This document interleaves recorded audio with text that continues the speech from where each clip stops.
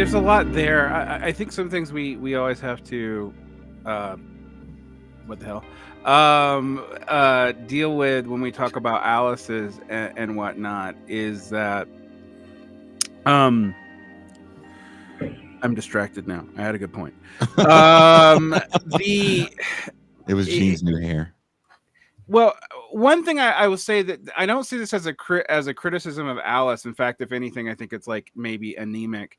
But we do have to realize that that baseline that Alice is assuming is based off of like the family wage model of the 1950s, basically being applicable to everyone, and that existed for all of 15 years in the United States.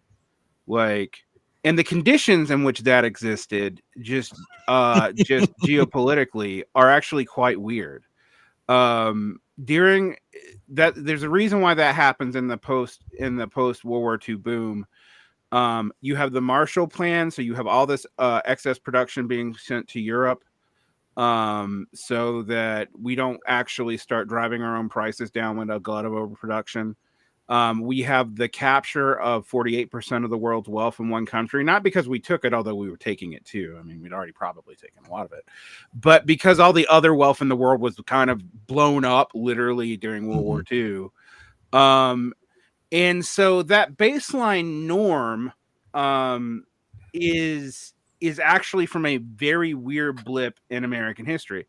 That tends to be the blip the left and the right ironically base most of their cultural and economic assumptions off of, because it's also the generation that gave us the baby boom, and most of our institutions today are based off of that.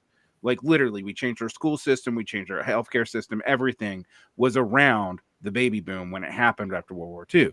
So, I always talk about like age is a material condition, and at least one generation is materially different than all the others, and that is the baby boomers. Um, the which is not to say there aren't poor baby boomers and stuff. Before people get at me, there's a lot of baby boomers dying younger today than their grandparents did. But as a generational cohort, they had the most wealth starting out as any cohort has ever had on the planet. If they were born in the United States, so there's all that. And so the Alice thing is an attempt to kind of like statistic your way back to that as a norm. You do need about 70 to 90K, or if you're in California, probably about 110K more. Yeah. Well, I've seen the upper average of a living wage if you averaged it out for the United States. And we need to put a big bracket. Bertrand was right when bringing all this up, that there's radical differences in cost of living within the United States. Like it's hugely divergent. But you probably need about 190K to live a middle class lifestyle anywhere in the United States. Like if you were just to say, I'm going to safely pick a number that's for everywhere, you could live a middle class lifestyle in any area in the U.S. It would be at the top end of the 100K range. So you're between 160 and 190K. That's crazy to me, because we used to think of six figures as like the beginning of a wealthy income. It's not anymore. The other thing is these inflation indexes are highly distorting. I'll give you an example of that. And we've talked about like inflation, and I think the height of inflation in July of 2022 was an annual increase of about 9 to 10%, at least nominal. But housing inflation the year before was 20% a year. But even when we didn't have super bad housing inflation, the housing cost average has always been 2 to 3% higher than general inflation. So each year there's a bigger and bigger gap between general cost and housing cost. So there's all that. And the only time we've seen dips in for example, general economic inequity. So like when did economic inequality get better in the United States in the last 20 years? The Great Recession. All right. Like, and that was downward for everybody, but it disproportionately hit certain groups of people. When we talk about the racial wealth gap, when you adjust out all the super rich people and you're no longer comparing like rich black folks to rich white folks, where you have a 250-year accumulation difference. The difference in wealth, in net wealth, is about, I think, about 90 to 120K. You know what explains that? Home values and being in black communities being disproportionately hit in 2009. Almost, you can explain almost all of it in that. So by focusing on that and not even focusing on the housing policy that undergirds it, you can completely miss everything that's going on. Yes, there's a pretty severe wealth gap between net average white people and net average black people. But once you adjust for home ownership and the home ownership patterns that emerged after the Great Recession, you can explain all of it. All right. So, redlining plays into that too. Now, so all these things are wild to me. And also some of these statistics are very hard to get. Like, so if I try to look for food inflation in specific, for like specific regions, I have trouble finding it. Like, I'll get like the consumer price index, which brackets out a lot. I'll get another inflation, which will throw food back into that. I mean, one of the things about the consumer price index is that it's based off of non-essential goods, essentially. So the consumer price index, like, is about like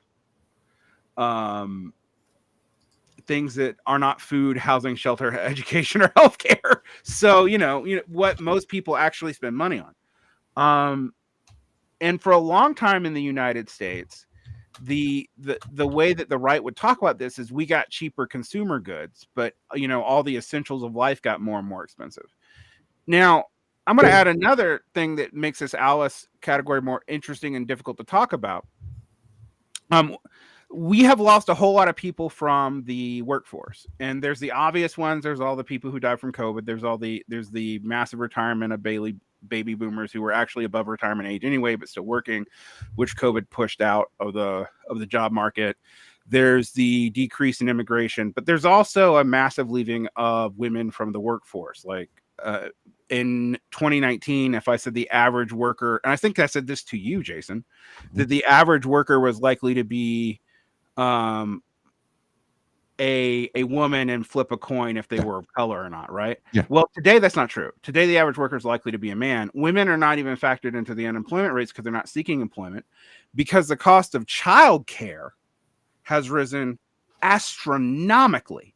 So right now, for example, in a lot of states, childcare, after the Biden subsidies for it went away, is outpacing the cost of college per year. Well, let's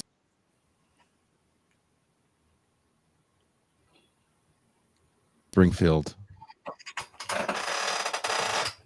Greetings, everybody. I hope you're doing well tonight. I feel honored to be on this panel of black men. Obviously, I'm including Vaughn in that too.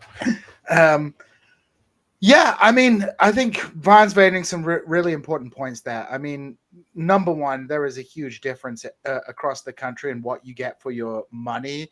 So, I know my salary is significantly lower than people, for example, teaching in universities in Philadelphia or New York, but my standard of living is not particularly different due to the fact that, like, the cost of everything is so much higher. Now, if you can get a nice job that subsidizes those things, subsidizes childcare, especially, that's a big deal. But yeah, it really comes down to, as Vaughn points out, there are sort of key fundamentals of life in the United States that have just become so inflated over recent years, and there seems to be no rhyme or reason to it. I mean, so for example, I'll give you a bit of personal information. My mortgage is $800 a month. It's $800 a month, which is extremely low, right? Because when I purchased a house here in Springfield, house prices were extremely low. For God knows what reason, in the last 5 years, things have gone through the roof. you've got the higher interest rates, so suddenly becomes a lot more difficult for people to purchase houses because they're dealing with a 7% interest rate as opposed to a 3% interest rate. House prices are going up, and of course rentals are going up. Yeah, did I buy a U-Haul? $800 a month. I will never move probably because of that. I will live in this house till I die. A room in Salt Lake City, Gene, the average now is $1,000. Not for a one-room studio apartment. It's just a room in a house. Like, no, I get 800. It's truly insane. You know, for $800 a month, I have like a 3-bedroom house with a garden, but Mhm. increasingly the parts of the country where that was feasible is disappearing. Right? Yeah. You like people are lots of people, for example, have started retiring to Springfield, Missouri, because like they sell up their property in California, and then they suddenly move to Springfield. What, they have $500,000 for the house, that the tiny little house that they have. Well, what can you get for $500,000 in Springfield? You can get a mansion, right?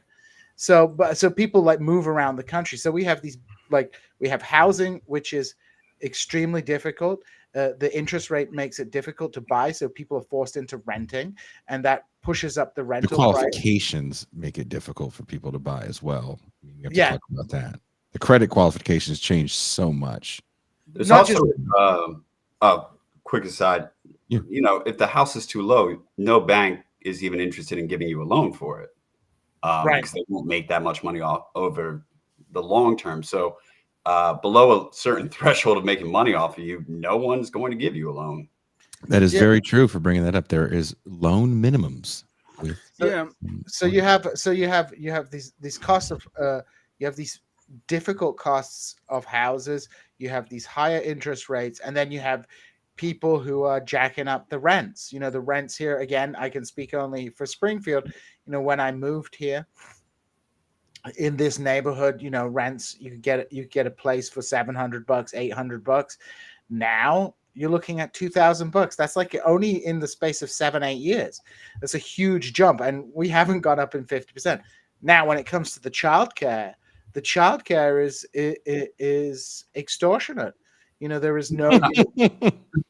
You know, people are working one whole salary, for example, to just pay for childcare so that their kids can go to pre-K, and it's a long period of time. So, for example, in the UK, children go to primary school ages 4 and 5, but you know, you're dealing with kids only go to public schools when it gets to, you know, when you get to 5, 6.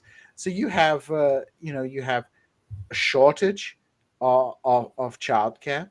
Childcare is expensive. It's a labor-intensive job, and the people who do it are extremely low paid anyway. Ironically, you have these companies coming in and doing it, and because of the decline of multi-generational living, the fact that people move around the country or move around the world, in my case, you don't have the social and family networks upon which you can rely to offset the cost of childcare. So people have a choice.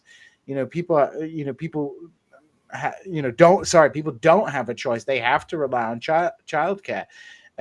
So you're kind of in a catch-22. I mean, one of my friends was planning to teach a class over the summer, but then couldn't afford the childcare to cover teaching the class over the summer, and was like, I can't teach this class because the pay I'm going to get is all going to go into the childcare. So why should I do that? You know, like why am I going to work just to pay for someone to look after my kid? I might as well spend time with my kid. So you have these, like, you know, there are a lot of things in the US that are cheap. You know, you have cheap food generally. You know, I know Television. cheap television, petrol is cheap, cars are cheap. Life is a lot cheaper than the UK, which is just insane. People can't live in the UK because of the inflation. But there are these kind of core things of shelter and childcare, which are just absolutely hammering people, and hammering people who have like good middle class jobs. The average salary here in Springfield is 45,000, which you can kind of survive on here. But how sustainable is that going to be in the long term if suddenly all the house prices go up? Because what was what was sustained the low wage economy here was the fact that people didn't, you could rent a house for $500 a month, right? A whole house, right? You could get a mortgage and have an $800 a month or mortgage on a house, right? But the places where you can do that, they're the places that nobody wants to live. I mean, I don't want to live here, but I do. But but then people go like, oh fuck it, I'll go move to this shitty place because at least I can have a big house. And then boom, everything else goes up. So there's kind of like, it's like musical chairs of the country, and the chairs are moving further and further away. It becomes increasingly impractical. So I don't know what's going to happen here, but there is just this fundamental problem that, people, what people call the working poor, right? You work your ass off all day, and at the end of the month, you're still in debt.